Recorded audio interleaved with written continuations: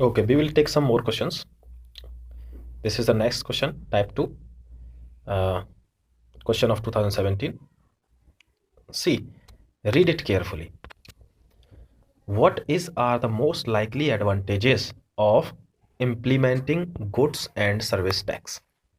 See guys, if you know the basics, it is well and good. But if you don't know, no problem at all. Read the statements carefully. Read the first one. It will replace multiple taxes collected by multiple authorities and will thus create a single market in India. If you know the basic, this is a simple definition of GST. If you don't know, this is a general statement. अगर आपको पता भी नहीं है तो ये एक general statement है, इसमें कुछ भी मुझे एक्सट्रीमिज्म नहीं लगा कि कहीं भी कोई बहुत ज़्यादा बड़ी बात की जा रही हो। ये आप सब जानते हैं कि बहुत सारे टैक्स अलग अलग टाइप के डायरेक्ट इनडायरेक्ट टैक्सेस थे, उन सबको मिला के एक टैक्स लिया जाएगा, वही जीएसटी है। ठीक है, okay, moves to the second one. It will drastically reduce. आ गया कुछ? इन क्वेश्चन से आपको एक चीज और समझ लेनी है कि उन वर्ड्स पे भी ध्यान दे लेना है, फोकस कर लेना है कि इस टाइप के वर्ड्स दिखेंगे तो वो स्टेटमेंट मुझे केयरफुली देखना है। कैसे? ये चीज ध्यान रखनी है आपको कि इसी टाइप के जो वर्ड हैं वही एक्सट्रीम वर्ड्स हैं। इनको देख के ही आपको थोड़ा और सतर्क हो जाना है कि यहाँ कुछ गड़बड़ मिल सकती है। तो क्या कह रहा है? It will drastically reduce the current account deficit, CAD। If you know the CAD it is good, if you don't know, no problem at all. Current account deficit मतलब वही है कि आप कोई GDP है, उसमें से जो रेवेन्यू है उसमें से एक्सपेंडिचर को माइनस करेंगे।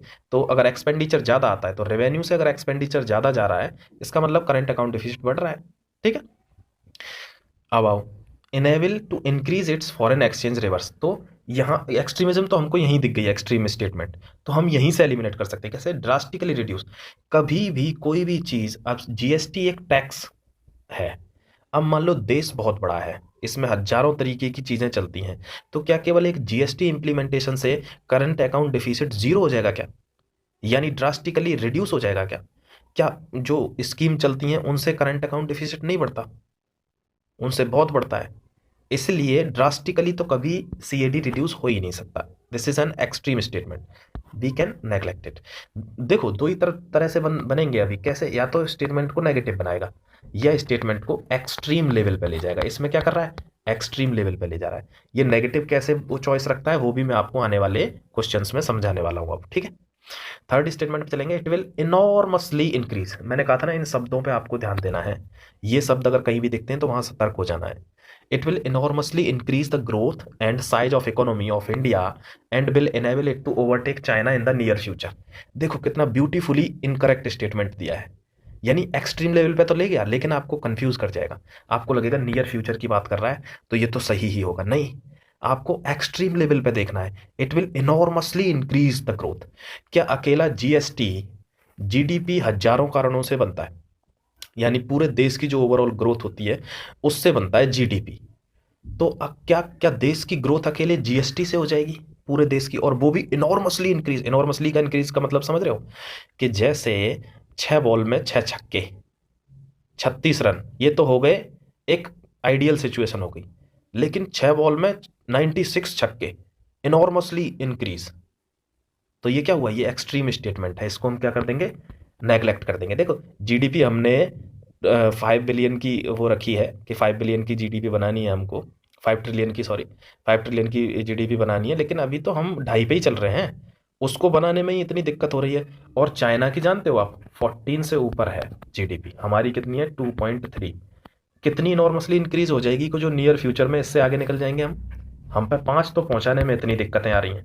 5 का हमने टारगेट रखा हुआ है, समझ रहे हो आप? तो इसलिए ये this is called extreme statement. इसको वहीं नेग्लेक्ट कर दें, जैसे ही नेग्लेक्ट किया हमारा आंसर आ गया, वन ओनली। समझ गए दोस्तों?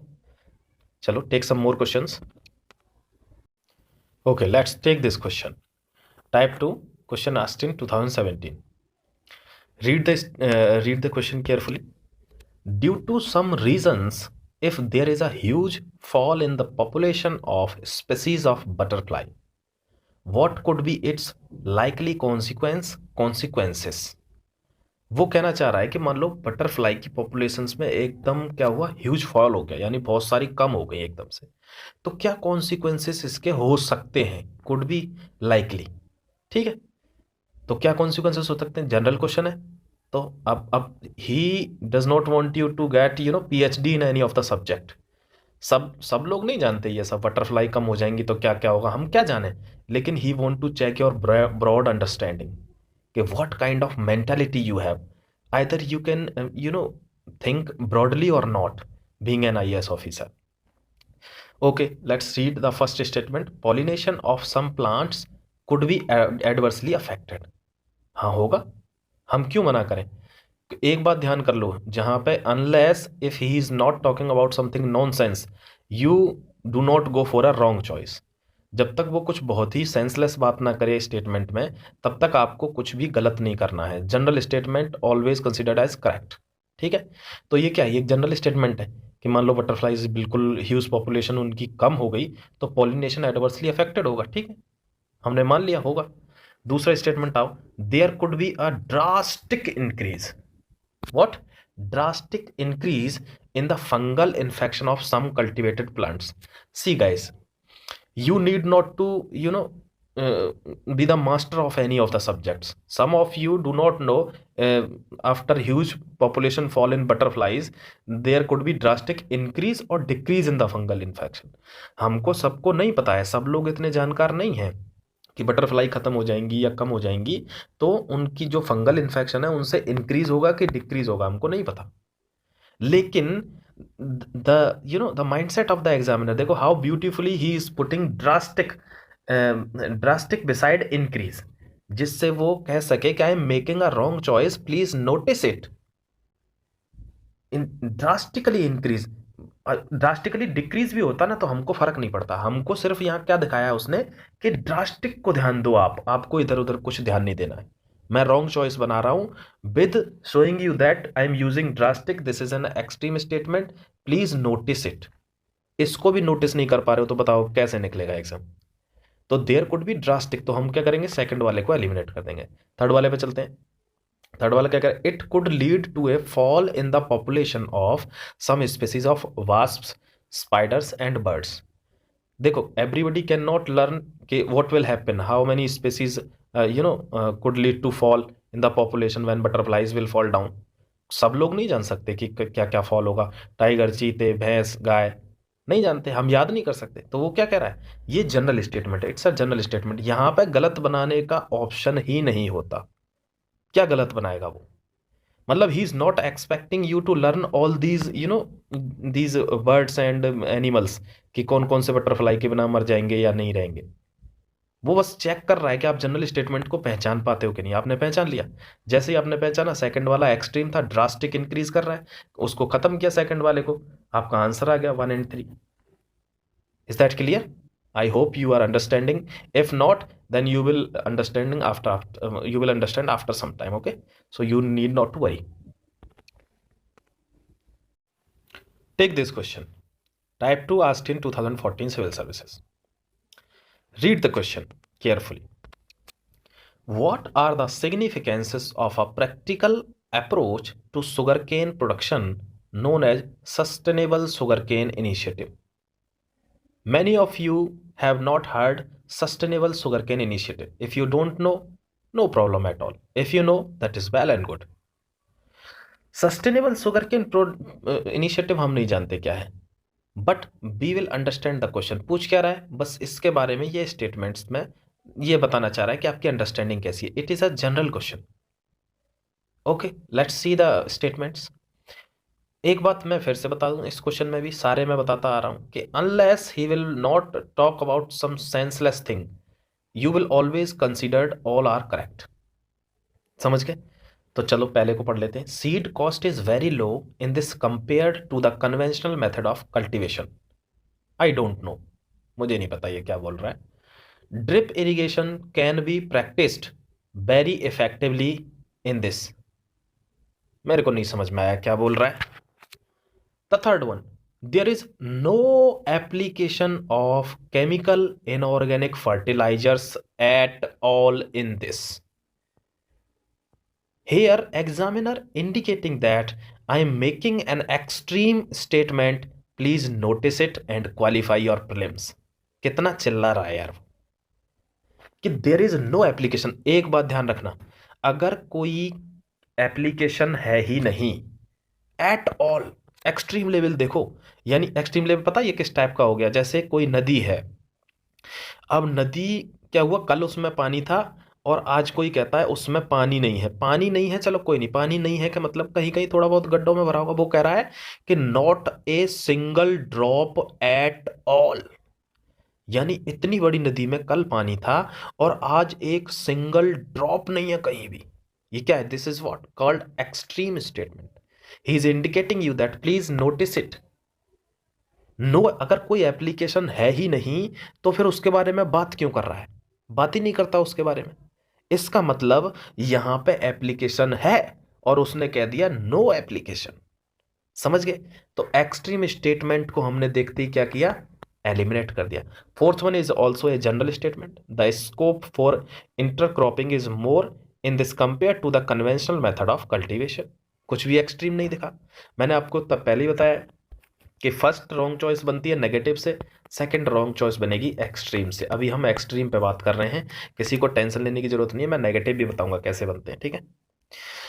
हमने क्या किया देखो, कुछ sometimes it works like that कि हमने थर्ड को एलिमिनेट किया तो थर्ड इसमें है, ये एलिमिनेट हो गया, थर्ड इसमें है, ये एलिमिनेट हो गया, और थर्ड इसमें भी है, ये एलिमिनेट हो गया, आंसर हमारा अपने आप ही निकल आया। Sometimes it works like that. तो आपको क्या करना है वहां पे, बस प्रेजेंस ऑफ माइंड का और शब्दों के साथ खेलना है। आपको दिखाना है कि हाउ स्मार्ट आई एम। मैं कैसे पहचान लूंगा सर, आप गलत लिखो मैं उसको आइडेंटिफाई कर लूंगा।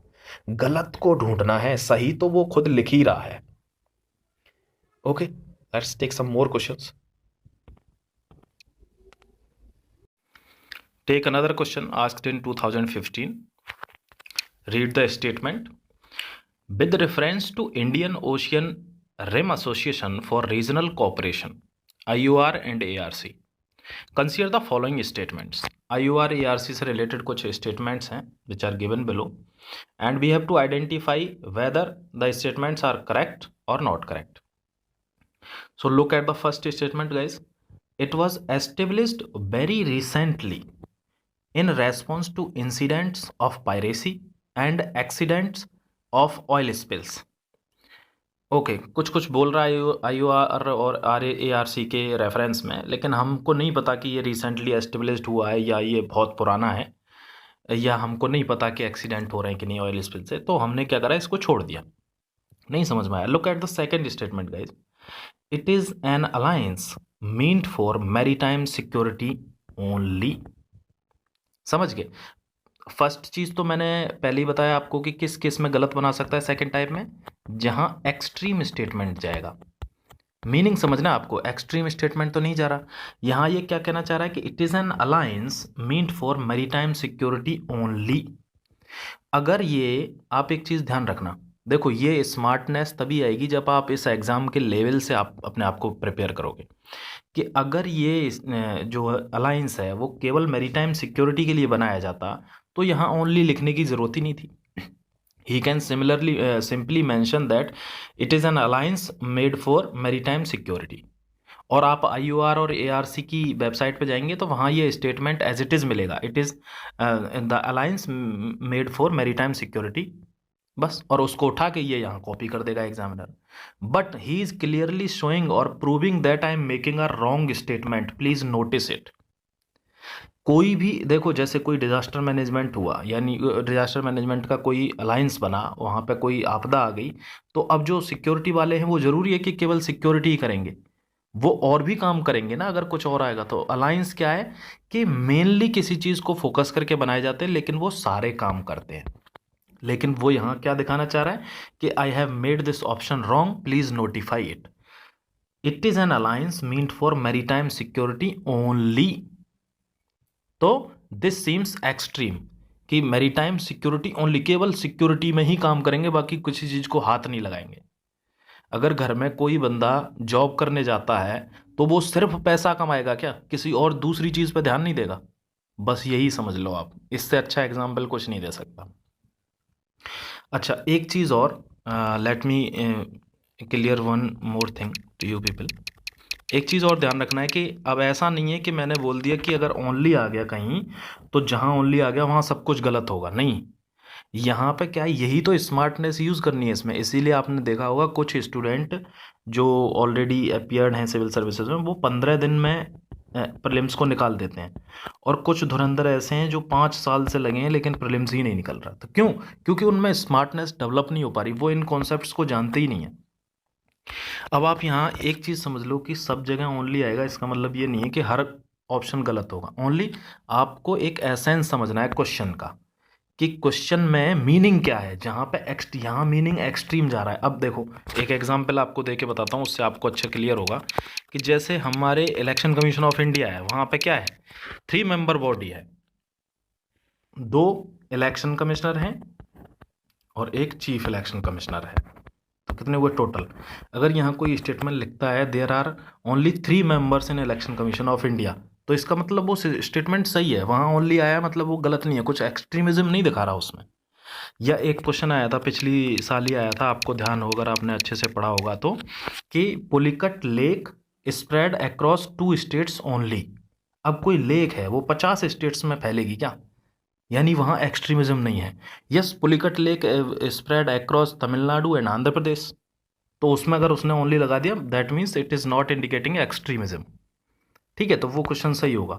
या मान लो मॉनेटरी पॉलिसी का कोई क्वेश्चन आ गया, एमपीसी मॉनेटरी पॉलिसी कमेटी में 6 मेंबर हो, 6 मेंबर बॉडी है वो, वहाँ लिखा आ गया मान लो एक ऑप्शन में कि there are only 6 members in MPC, तो यस एग्जैक्टली वो करेक्ट है, वहाँ एक्सट्रीमिज्म है ही नहीं। यहाँ एक्सट्रीमिज्म है कि कोई अलायंस बना और वो maritime security only. Only क्यों लगा रहे हो? अगर मैरी टाइम सिक्योरिटी के लिए है तो लिख दो it is an alliance meant for maritime security. I hope you got the concept, guys. If you don't, you need not to worry. We will take more questions in upcoming videos, okay? और आपको smart हो जाना है इन concepts को लेके, ठीक है? I hope you are enjoying this preparation or this series also. So continue watching and share with your friends. Thank you.